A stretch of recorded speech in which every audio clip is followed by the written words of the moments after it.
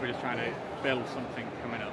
And these are both of you at the working together, or are they? Yeah, we work together. Like we usually well, we're twins, so we kind of work similar. Sure. Our drawings look quite similar, but. Okay, well, with them being anthropomorphic animals, I really love the way that obviously you've got kind of the proportions and the shapes about right, and obviously they're nice, good, chunky drawings. And the colour work's really good as well. That's lovely.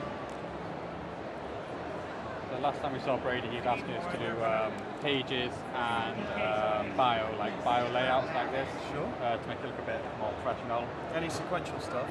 Yeah, we've got we've got 4 lots of 90-page comics, but it's all storyboards at the moment. It's not like finished, pristine stuff. It's all written up storyboards. Get one out for you. Well, the duck-billed platypus is the best thing ever. So yeah, you've obviously there's a good kind of a sense of humour to it as well, which is really awesome. Do you guys ink it yourselves? Yeah, we do everything ourselves. We've got the black and white versions as well, because last time we came, Brady said there was something off about it, but he wasn't sure, so can we bring black and white versions as well? So we got those as well. Yeah, maybe the faces, the bigger eyes. Your stuff's definitely better when it's a bit more of a structured face. So maybe, I mean, you're working to, but yeah, you're working to your skills and your talents. So when it's grittier and it's got kind of this very stylized look, that's really awesome. So maybe work on kind of the cartoony element of it a bit more. I like the way you're grounding it though. It's really cool. And just the intricacies of the detail. That might be difficult to keep up when you're doing it from different angles, sequential stuff. But yeah, definitely in the profile versions, it really pops off the page.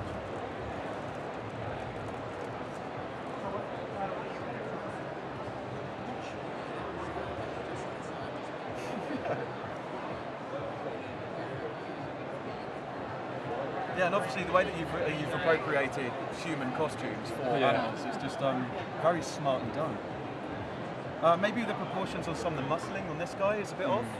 His muscles might be a little too high on his arms, but for the most part, I mean, these are all beautiful, especially the work on the feathers as well.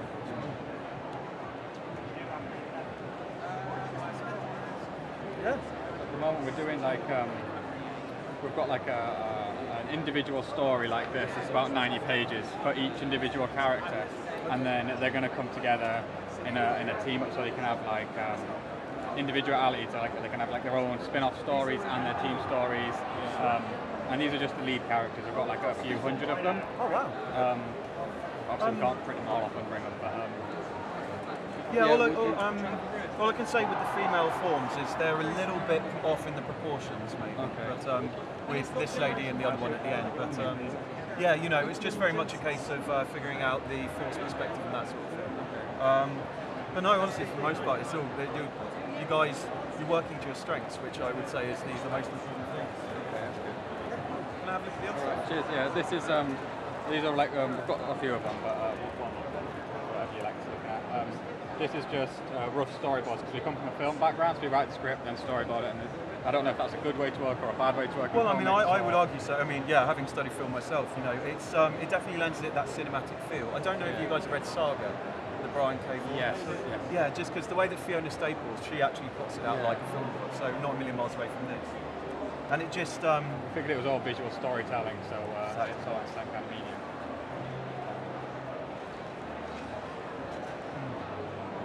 What do you think there's stuff we have to work on in terms of panel layouts? Is there any research or books we could look at to kind of improve that? Yeah, so I mean, kind of 101 for modern stuff. If you have a look at the new 52 Batwoman run, I can't remember what the guy's called. James Tinius III writes it. Whatever the artist is called, look at Volume 1 of Batwoman of the new 52, and the way that he incorporates the art into the frames themselves. Obviously, it makes a lot of sense to have it clean and cut out, but then maybe be playing around with diagonals, shapes and that sort of thing. Yeah, I mean, this maybe it falls into the danger of being a little too, soap opera, just the faces and that sort of thing. So be playing around with, You know, if he disagrees with someone, how would he actually be standing? How would he hold himself? You know, body stance is very important, and I think, you know, maybe with Brian Michael Bence's stuff, you know, it can be a bit talking heads. So really try and play around with where everyone is in relation to everyone else.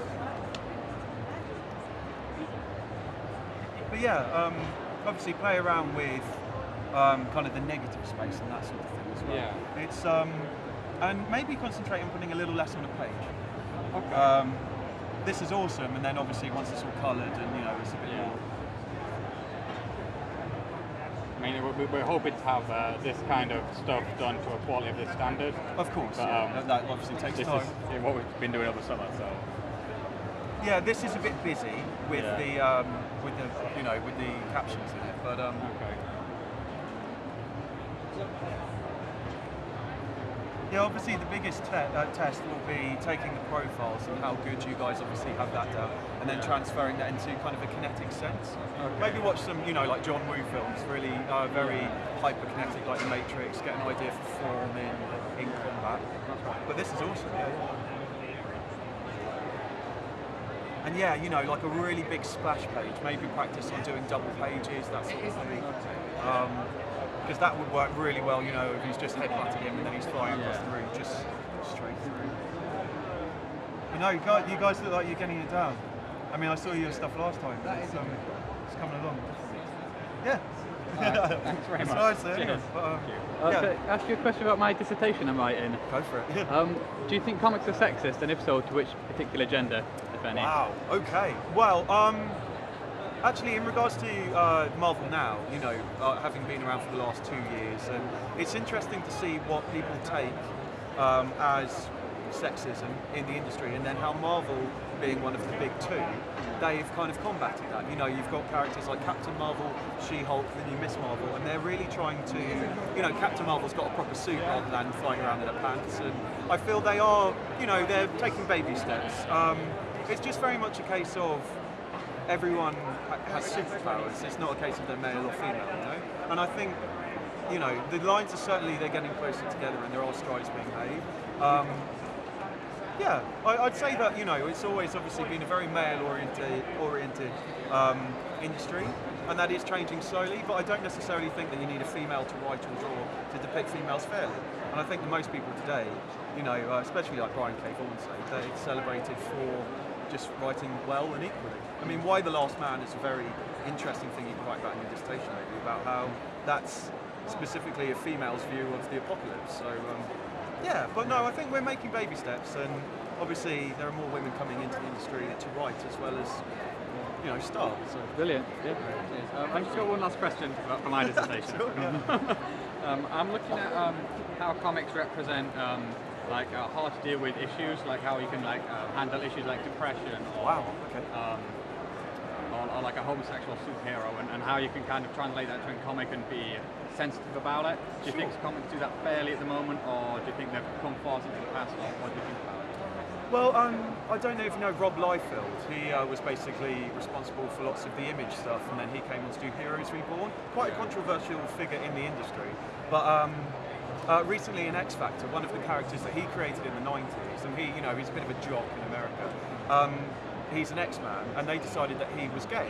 And, you know, they played around with that in X Factor. And Rob Liefeld actually came out and he said, I didn't intend this character to be gay originally. And so, it's interesting because I do think, like, have you read Mouse, for instance? Yeah. The Art Spiegelman's book. That's dealing with something very depressing, you know, basically. And the way that, I mean, almost like yourselves, you know, he anthropomorphizes animals, so obviously very black and white in that. The mice are Jewish, the cats are Nazis. And I think, you know, if you handle it with a brevity and a sense of humour, then I do think there are ways of doing it properly. Black Hole as well, I can't remember who it's by now. Charles Byrne. Give that a read, because that's very much about coming into your own as a teenager and really developing. But, you know, I think it's kind of the same with any medium. If you handle it well and, you know, if you handle it with a sense of imagination and you're not just willing to shut the door on it, then I think you can tell any story. So. And if you think, if we work on this for a couple of years, obviously we'll get more together. What kind of company would you recommend we would pitch to with an idea like this? Sure. I mean, well, obviously, in the dawn of Kickstarter and the internet being a lot more about social networking, I mean, Marvel's never the best bet because obviously they're kind of they've got their own stuff. It's got a big line. But I mean, you look at Vertigo, you look at Image, you look at any of the things where creator-owned is celebrated, and kind of go for that. If do you focus on talking to places like Dave's Comics or Orbital, independent comic shops, and saying, I mean, a really good way is just getting your comic out there on the internet, and then say, if we do a run ourselves, then why not? Okay. But then as long as you've got good creator-owned stuff, then take it to the normal places and see what it says. All right, thank you very much. Thank you. What's your name, mate? Callum and Stuart Brown. Thank you. Well, Thank you. What's your name, mate? I'm Sam. Sam. Brilliant. And I'm an assistant editor at Panini. So Okay. Freddie should be back. As I say, he was dressed as Spider-Man and he broke his collarbone. So go figure. But yeah, no, honestly, all your stuff's really good. And you can tell that every time Brady tells you something, you're obviously working with it. Will you be here in March for the London Super Comic Con? Yeah. Okay, we'll be back for that. So I'll see you then. Thank you very much. Thank you very